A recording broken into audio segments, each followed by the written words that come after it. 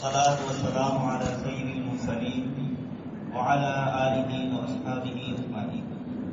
قال الله تبارك وتعالى في كلام المبين والفرقان الحميد: أعوذ بالله من الشيطان الرجيم. بسم الله الرحمن الرحيم. لقد كان لسبإ في مسكنهم آية جنتان عن يمين وشمال كلوا من رزق ربكم واشكروا له بلدة طيبة ورب غفور. وقال تعالى: ما يفتح الله للناس من رحمة فلا ممسك لها وما يمسك فلا مرسل له من بعده وهو العزيز الحكيم. وقال تعالى: من كان يريد العزة فلله العزة جميعا إليه يصعد الكلم الطيب والعمل الصالح يرفعه والذين يمكرون السيئات ومكر أولئك هو يبور.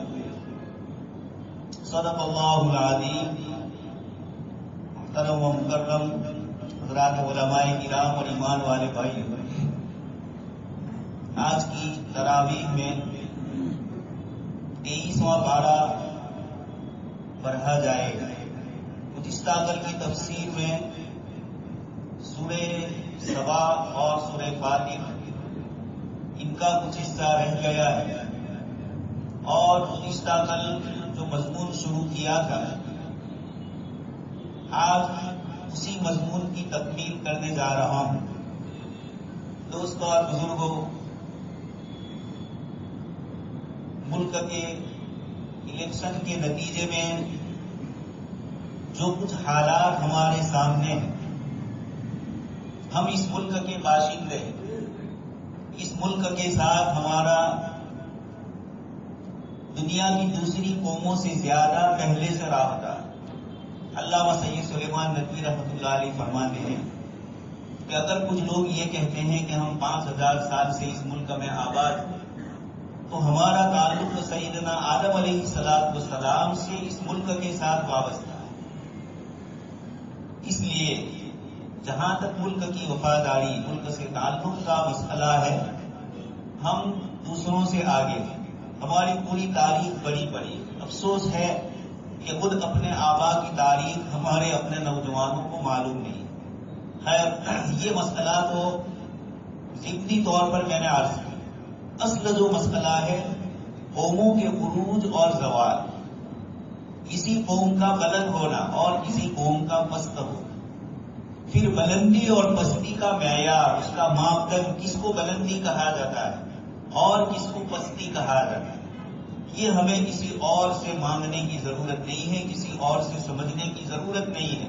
اللہ پاک نے جناب نبی اکرم صلی اللہ علیہ وسلم پر اپنا جو پاک کلام نازل فرمایا، اس قرآن کریم نے قوموں کے عروج و زوال کی داستانیں ذکر فرمائی، قوموں کے عروج و زوال کے اسباب ذکر فرمائے، اور اگر زوال ہے تو اس کا علاج کس طریقے سے ہو، اور اگر عروج ہے، ترقی پر ہے کوئی قوم، تو اس وقت اس کو کیا کرنا چاہیے. آپ کے سامنے میں نے سورہ سبا کی جو آیت پڑھی، جو گزشتہ کل کی تراویح میں پڑھی گئی، گزشتہ کل نہ کہا جائے بلکہ آج ہی کی تراویح، اس لیے کہ ہمارے یہاں رات پہلے ہوتی ہے اور دن بعد میں ہوتا ہے. تراویح پہلے ہمارا رات سے ہمارا دن شروع ہوتا ہے. تو آج کی تراویح میں جو پڑھی گئی، ان آیتوں میں، ان سورتوں میں اللہ تبارک تعالیٰ نے سورت کا نام ہی سورہ سبا رکھا گیا. اور سبا ایک بہت بڑی قوم تھی جو یمن اور مسقط سے لے کر اوپر سعودی عربیہ کے ساتھ کویت، دبئی، عمان اور اوپر کے جو دوسرے ممالک ہیں سیریا اور شام، اس پورے علاقے میں پھیلی ہوئی یہ قوم تھی. بلکہ تاریخ کے اعتبار سے ہمارے گجرات اور ہمارا بھروچ کا جو گندار ہے، وہاں تک یہ قوم سبا آ چکی ہے. قرآن کریم نے فرمایا وقوم طبا، یہ جو طبا قوم ہے، ہمیر قبیلہ ہے، یہ آ چکا تھا ہمارے گندار تک اور اس کو فتح کر چکا تھا آپ صلی اللہ علیہ وسلم کی تشریف آوری سے کئی 100 سال پہلے.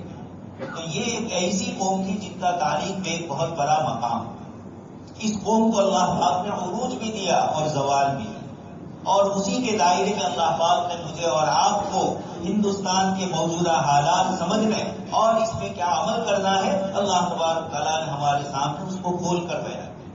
اس سورہ سبا میں اللہ پاک نے انسانی تہذیب، کلچر اور ترقی اور عروج کے جو سب سے اعلیٰ معیار ہو سکتے ہیں، دو مثالوں کے ذریعے ان کو ذکر کیا۔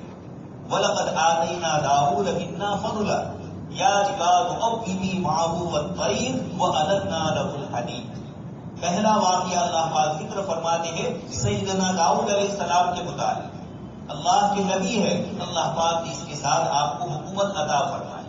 وَلَقَدْ آتَيْنَا دَاوُودَ مِنَّا فَضْلًا، ہمارا فضل ان کے ساتھ شامل حال ہوا، فضل میں نبوت بھی آ گئی اور فضل میں حکومت اور خلافت بھی آ گئی۔ آگے اللہ پاک فرماتے ہیں یا داؤد، حضرت داؤد علیہ السلام کو اللہ پاک نے تسبیح کا حکم فرمایا، اور آپ جس وقت تسبیح پڑھتے تھے، آپ جس وقت زبور کی تلاوت کرتے تھے، یا جبال اوبی معه والطير، پہاڑ بھی گنگناتے تھے اور پرندے بھی آپ کی آواز میں آواز ملا کر اللہ پاک کی تسبیح بیان کرتے۔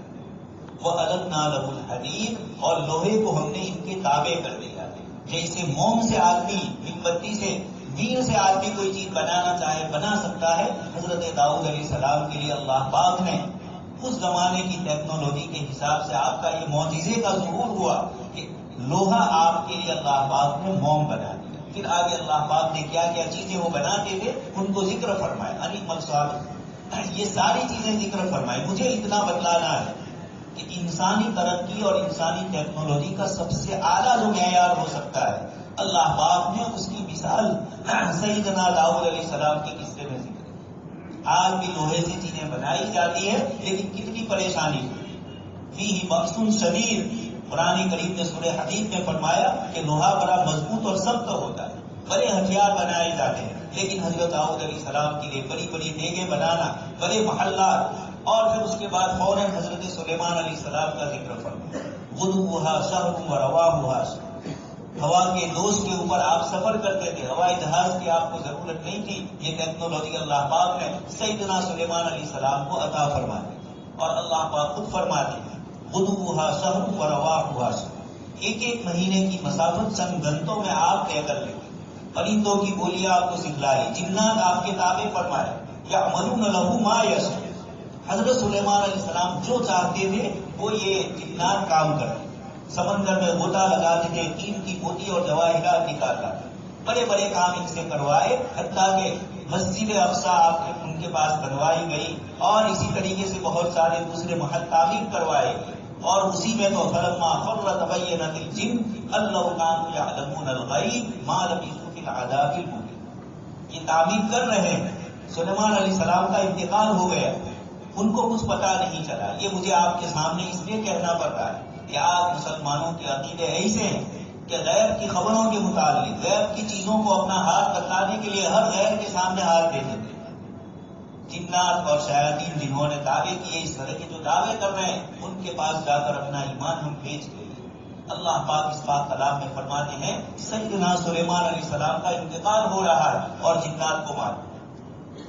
اللہ پاک فرماتے ہیں اللہ کانوا یعلمون الغیب ما لبثوا فی العذاب المہین، کہ اگر ہم غیب کی باتیں جانتے اور حضرت سلیمان علیہ السلام کے انتقال کا پتہ چل جاتا تو یہ جو عمارت تعمیر ہو رہی تھی ادھوری چھوڑ کے چلے جاتے اور محنت والا کام تھا، لیکن جنات کو پتہ نہیں چل سکا، اور جس وقت وہ لکڑی جس کے سہارے آپ تھے اس کو جس وقت کرم نے اور ادھر نے کھا لیا، اور فلما خر تبینت، حضرت سلیمان علیہ السلام گر پڑے تو جنات کے لیے پتہ چلا کہ حضرت سلیمان علیہ السلام کا انتقال۔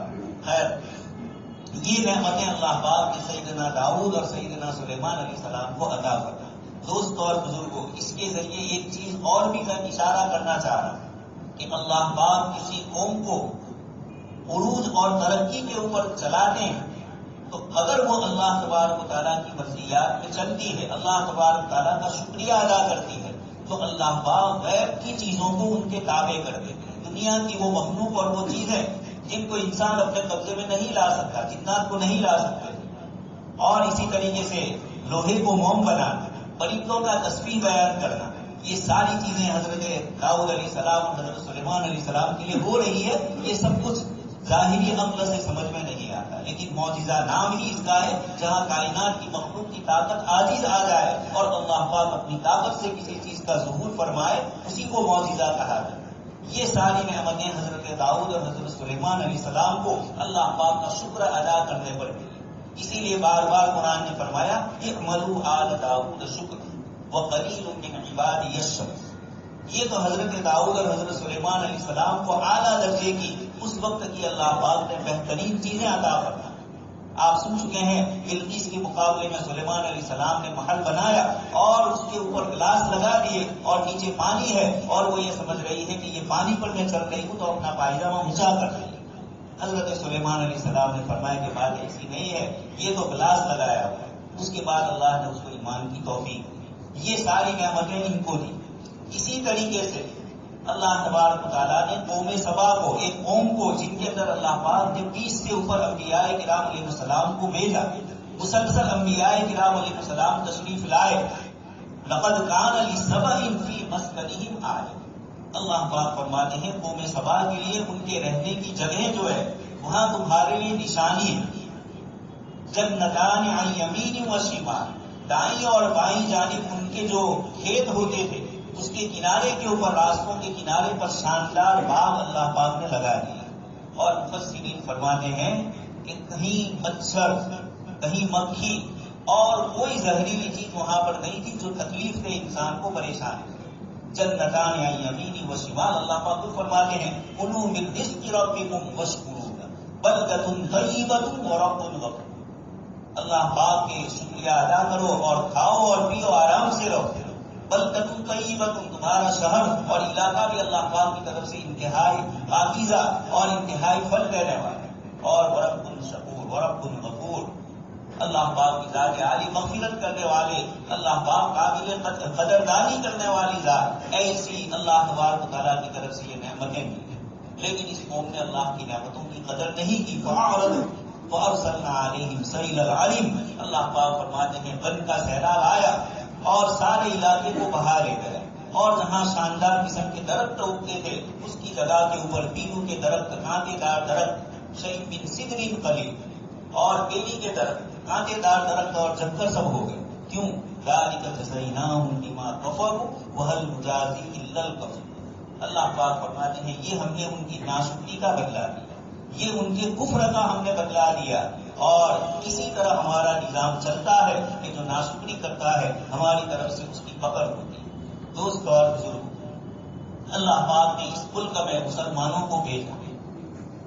سلطان شہاب الدین محمد غوری شکست کھا چکے اور چلے گئے تھے, اور اللہ پاک نے سلطان الہند حضرت شاہ معین الدین چشتی رحمت اللہ علیہ یہاں بھیجا. آپ نے دعوت و تبلیغ کا کام فرمایا اور پھر اس کے بعد وہ بھی آئے. پھر اللہ نے فتح نصیب فرمایا. اس ملک کو پہلے ایمان کے کلمے سے لوگوں کے قلوب کو جیتا گیا اور پھر اس کے بعد حکومت آئی. اللہ تبارک و تعالیٰ نے اس ملک میں اور اس سے پہلے ہندوستان کی جنوبی ساحلی پٹی پر مسلمان تاجر آ چکے تھے اور انہوں نے دعوت و تبلیغ کا عمل شروع کر دیا. تو اس ملک میں ہم حکومت کے ساتھ نہیں آئے, سب سے پہلے اس ملک میں ہم دعوت لے کر آئے. ہمارا تاجر آیا وہ بھی دعوت لے کر, ہمارا سیاح اور سفر کرنے والا آیا, مسعودی آئے, یعقوبی آئے, جتنے بھی آئے, انہوں نے جو تاریخ لکھی ہے بطوطہ بہت بعد میں آئے, ان سب نے لکھا ہے کہ ہندوستان کے دریا کنارے پر مسلمان آباد ہے اور وہ اپنے پرسنل لاء پر عمل کر رہے ہیں, شریعت کے اوپر عمل کر رہے ہیں.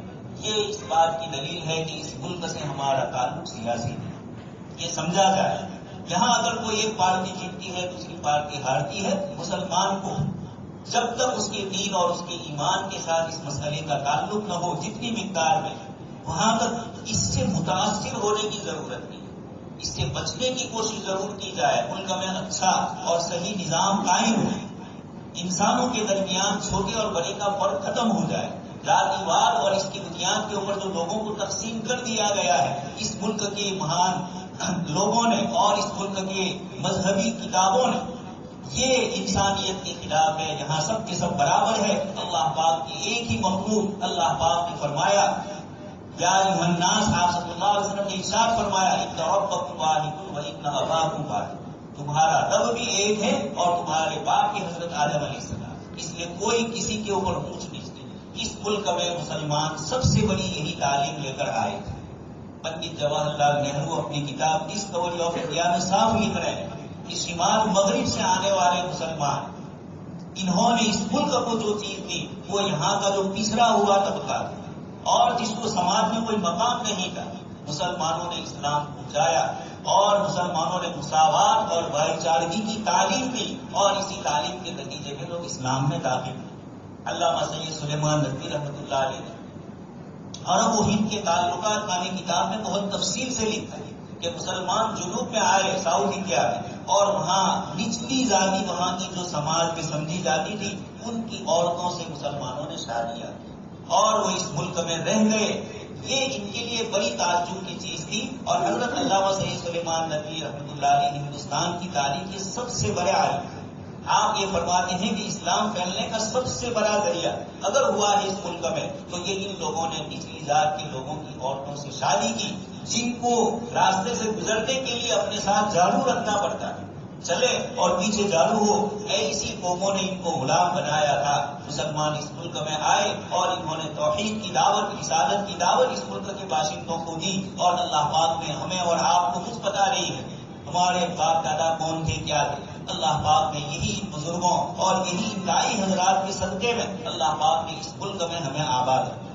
اس لیے اصل مشن کنتم خیر امۃ اخرجت للناس تأمرون بالمعروف، یہ جو امت مسلمہ ہے اللہ پاک نے اس کو بھیجا ہی اس لیے ہے تاکہ اللہ کے بندوں کو اللہ کا پیغام پہنچایا جائے۔ اگر ایک غیر مسلم زندگی گزار رہا ہے، کھا پی کے اس ملک کو اور اس دنیا کو یہ سمجھ رہا ہے یہی میری زندگی کا مقصد ہے، اور ایک مسلمان بھی یہ سمجھ رہا ہے، تو پھر ہمیشہ کی جنت کے وعدے اور ہمیشہ کی جنت کی طلب ہے یہ کس طرح سمجھ میں آ سکتا ہے؟ الف لام میم احسب الناس ان یترکوا ان یقولوا آمنا وهم لا یفتنون۔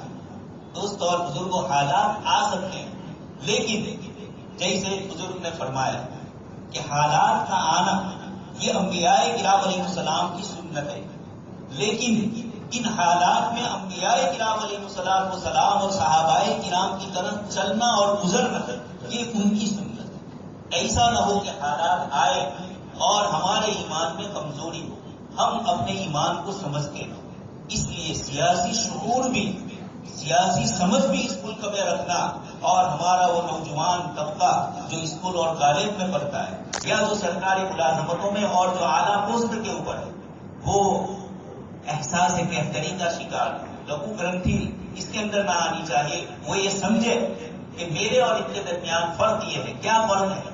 حضرت مولانا سید ابو الحسن علی ندوی رحمۃ اللہ علیہ فرماتے ہیں مسلمانوں کو ایسے ہی حالات جب آئے تھے 1992 میں، اس وقت مولانا نے مسلمانوں نے ہند سے صاف صاف باتیں فرمائی، اس میں یہی فرمایا کہ تم ہی ایک ایسی امت ہو جس کے پاس اللہ تبارک و تعالیٰ کا صاف اور ستھرا صحیح پیغام موجود، تم ایک ایسی امت ہو جس کے پاس جناب نبی اکرم صلی اللہ علیہ وسلم کی سیرت مقدسہ اپنی پوری کی پوری شفافیت کے ساتھ، تحقیق کے ساتھ تمہارے پاس موجود ہے، اسلامی مسائل اور اسلامی قانون کا ایک بہت بڑا ذخیرہ اور دفتر تمہارے پاس۔ دوست اور بزرگوں، زمانہ کتنا بدلتا رہتا ہے، رات دن نئے نئے مسائل آتے ہیں، لیکن علماء کرام کی جو جماعتیں ہیں، اسلامی فقہ اکیڈمیاں ہیں، یہ نئے نئے مسائل پر گفتگو کرتی ہے، اور نئے نئے مسائل میں سے کوئی مسئلہ ایسا نہیں ہے کہ وہ مسئلہ پیش آیا ہو امت کو اور حضرات علماء کرام قرآن کریم حدیث شریف کی روشنی میں اس کا جواب نہ دے سکے۔ دنیا کی کسی ملت کے پاس، کسی امت کے پاس، کسی قوم کے پاس ایسی چیز نہیں ہے، سائنس آئی مذہب کو پیچھے کر دے۔ کیوں؟ اس لیے کہ مذہب میں وہ طاقت ہی نہیں ہے، نہ ہندوستانی مذاہب میں ہے، نہ یوروپ نے جو سیدنا عیسیٰ علیہ السلام اور سیدنا موسیٰ علیہ السلام کے مذہب کو بدل دیا اور اپنی طرف سے کر لیا، ان میں بھی سائنس کا مقابلہ کرنے کی طاقت نہیں ہے۔ یہ بات ڈاکٹر مورس بوکائی نے اپنی کتاب the Bible and Quran in science میں بہت تفصیل سے لکھی کہ اس وقت سائنس کا مقابلہ کرنے کے لیے اگر کوئی کتاب موجود ہے تو وہ قرآن کریم، اس لیے کہ وہ اللہ کی پیدا کی ہوئی، اللہ تبارک و تعالیٰ کی بھیجی ہوئی کتاب، مخلوق بھی اللہ تعالیٰ کی پیدا کی ہوئی اور کتاب بھی اللہ پاک کی بھیجی ہوئی۔ الا یعلم من خلق وهو اللطیف الخبیر۔ اس لیے دوست اور بزرگ، ہمارے پاس جو سرمایہ ہے قرآن اور حدیث اور سیرت نبوی اور مسائل شرعیہ کا اتنا بڑا ذخیرہ دنیا کی کسی قوم کے پاس، کسی ملت کے پاس، اور نہ دنیا کے کسی اور لو اور قانون والوں کے پاس۔ جو کچھ قانون ہے انسانوں کے بنائے ہوئے اور یہ کپڑے جیسے تبدیل کرتے ہیں ایک دو دن میں، اس طریقے سے یہ قانون بدلتے رہتے ہیں۔ اور اللہ تبارک تعالیٰ کا قانون وَمَن يَبْتَغِ غَيْرَ الْإِسْلَامِ دِينًا فَلَن يُقْبَلَ، یہ چیلنج کیوں ہو رہا ہے؟ جب اس قانون کے اندر اتنی صلاحیت موجود ہے، اس قانون کے اندر اتنی پختگی موجود ہے کہ اللہ پاک خود یہ فرماتے ہیں ان الدین عند اللہ الاسلام، دین تو اللہ کے نزدیک اسلام ہی ہے۔ وَمَن يَبْتَغِ غَيْرَ الْإِسْلَامِ دِينًا فَلَن يُقْبَلَ، اور جو اس کے علاوہ سکہ لے کر آئے گا اللہ پاک یہاں قابل قبول نہیں۔ تو اللہ پاک قوم سبا کے واقعات اور اسی طریقے سے دنیا کی دوسری قوموں کے واقعات قرآن کریم میں ذکر کر کے امت محمدیہ کو بتلا ہے۔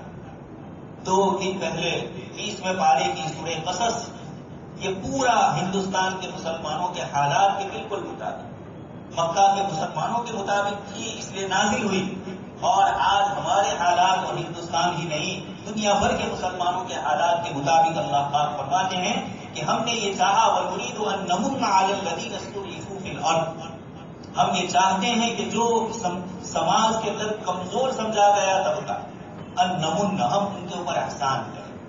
سیدنا موسیٰ علیہ السلام اور بنی اسرائیل مستضعفوا فی الارض، یقیناً کمزور سمجھے گئے تھے۔ اللہ پاک فرماتے ہیں وَنُرِيَ فِرْعَوْنَ وَحَامَانَ وَجُنُودَهُمَا مِنْهُمْ مَا كَانُوا يَحْذَرُونَ، یہ پورا پلان کر رہے تھے اور ان کے پلان کو اللہ پاک نے فیل کیا، اور اسی کے گھر میں سیدنا موسیٰ علیہ السلام کی پرورش کر۔ دوست اور بزرگوں، یہ واقعات قرآن کریم کے ہمیں بتلاتے ہیں کہ اس ملک میں ہم دعوت والے پہلو کو غالب کریں، ہم شریعت مطہرہ پر عمل کریں، اور ہمارا نوجوان اپنی ذمہ داری اس ملک میں سمجھے۔ یہ ملک پریشانی میں تھا، یہ ملک کسی طریقے سے دنیا میں قابل اعتبار نہیں تھا، ایسے بلکہ ملک ہی نہیں تھا۔ ایسے موقع پر صوفیاء کرام یہاں تشریف لائے، مسلم سلاطین اور بادشاہ یہاں تشریف لائے، اور اس ملک کو انہوں نے جتنی ترقی دی ہے آپ سن چکے ہیں، 28% پوری دنیا کا کاروبار محض ہندوستان سے ہو رہا۔ دنیا کی کاروبار کا پاؤ حصہ ہندوستان سے آتا اور جاتا تھا مال، امپورٹ اور ایکسپورٹ میں ہندوستان مرکز بنا ہوا۔ یہاں کے سارے سمندری جو بندر سمجھے جاتے تھے یہ آباد، اور کیسے آباد تھے۔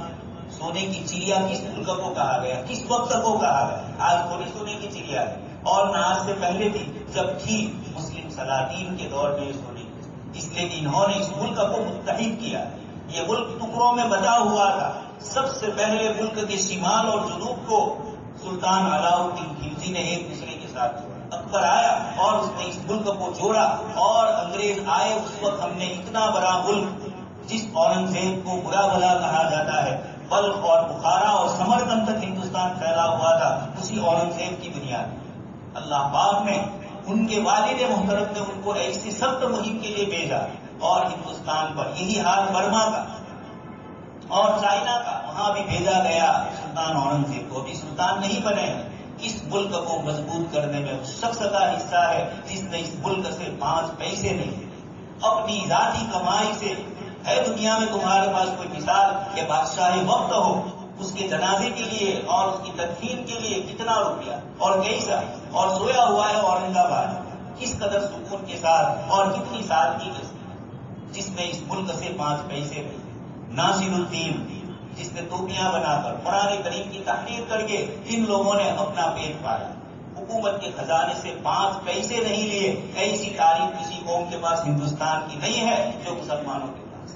اس لیے دوست اور بزرگوں، یہ حالات کا آنا اور جانا یہ اثر نہیں ہے، اللہ پاک کی رضامندی ہے۔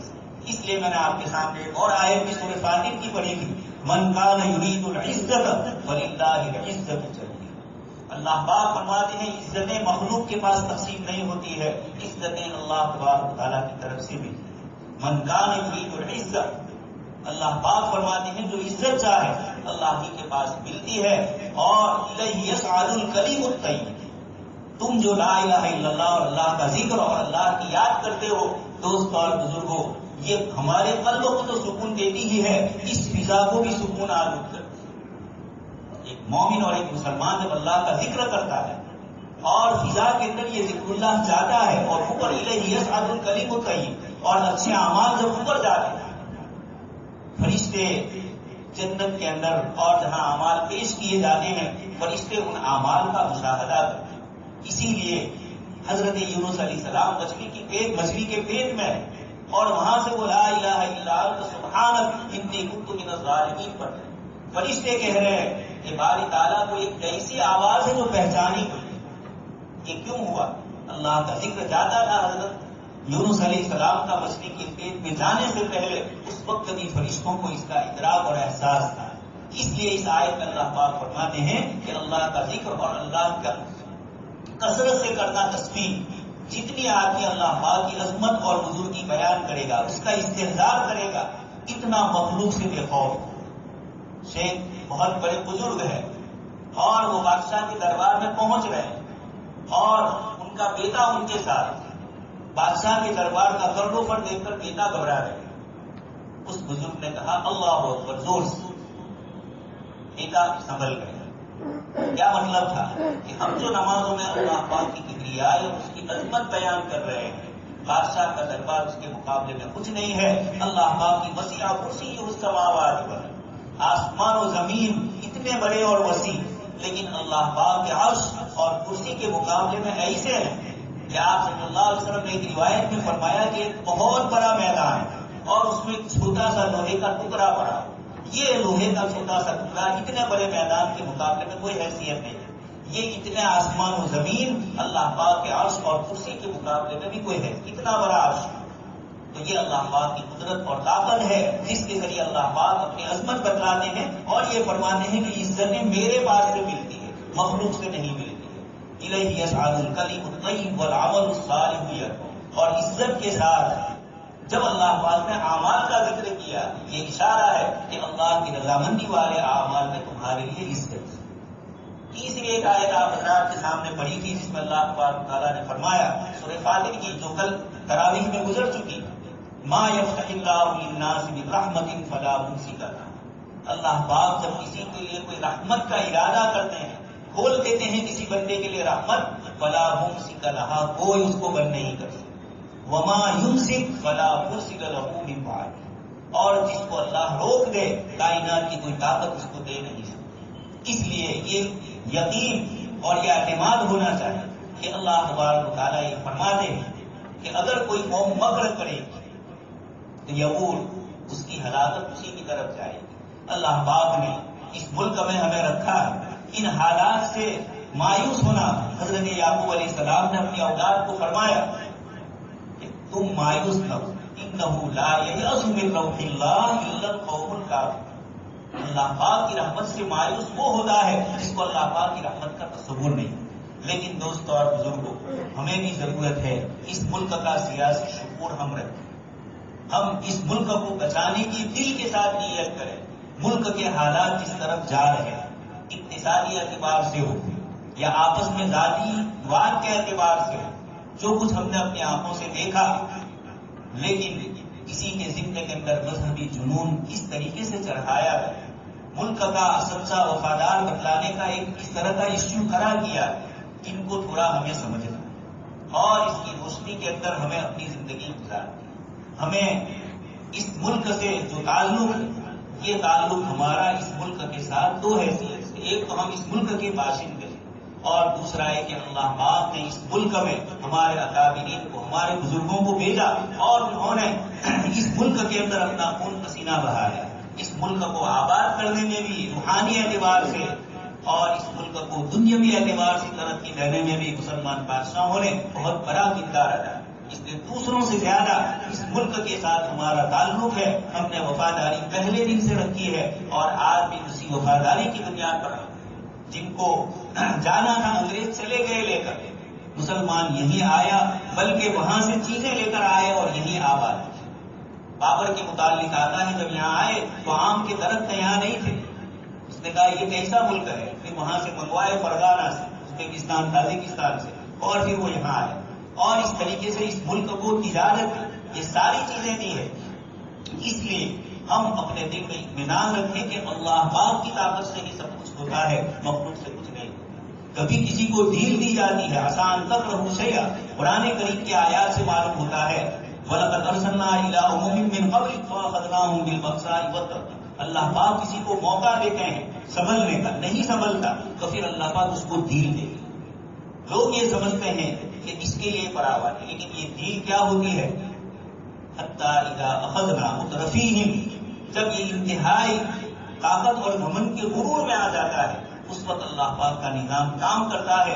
اس ملک میں ایک سیاسی پارٹی نے بھی اس سے پہلے اسے کیا اور آج یہ بھی کر رہے ہیں۔ اللہ پاک اس طرح کے حالات بتلاتے ہیں کہ ظالم کو اللہ پاک کے یہاں اس کی پکڑ آج کا کل اللہ پاک کی طرف سے ہوتی ہے۔ علامہ ابن تیمیہ رحمۃ اللہ علیہ فرماتے ہیں اللہ پاک کافر حکومت کو برداشت کر لیتے ہیں لیکن ظالم حکومت کو اللہ پاک برداشت نہیں کرتے۔ یہ اللہ پاک کا نظام ہے، اس لیے ظلم کا انجام جو ہونا ہے وہ ہونے والا ہے، لیکن ہمیں اس ظلم میں شریک نہیں ہونا۔ ہمیں اس ملک کے اندر اپنی وفاداری کا تبدیلی کا کوئی سوال ہی نہیں ہے۔ یہ تو جھوٹی وفاداریاں کہی جا رہی ہیں، ملک کو بیچ دیا غیروں کے ہاتھ میں اور اب اپنی وفاداریوں کے دعوے کیے جا رہے ہیں۔ اللہ تبارک تعالیٰ اس مکر کو جانتے ہیں، حقائق کو جانتے ہیں۔ آج نہ کل ملک کے سامنے حقائق کھل کر آ جائیں گے، لیکن اس موقع پر ہمیں خاص کر کے رمضان کا مہینہ ہے اور عشرہ آخری شروع ہو رہا ہے، ہمیں اپنی توجہ اللہ پاک کی طرف کریں۔ اللہ پاک جھنجھوڑ رہے ہیں ہمیں اور اپنی طرف متوجہ کرنے کے لیے لا ملجا من اللہ الا الیہ، کہ اب کوئی نہیں ہے تمہارا سوائے اللہ۔ مخلوق کچھ نہیں کر سکتی، نہ نفع پہنچا سکتی نہ نقصان۔ ہاں اب سب آؤ اللہ ہی کی طرف، تو آخری عشرہ ہم اللہ ہی کی طرف متوجہ رہیں اور اللہ تبارک تعالیٰ ہمیں اپنی طرف متوجہ فرمائے اور جو کچھ کہا گیا سنا گیا اللہ پاک ہم سب کو اس کو سمجھنے کی توفیق نصیب فرمائے۔ آمین وآخر دعوانا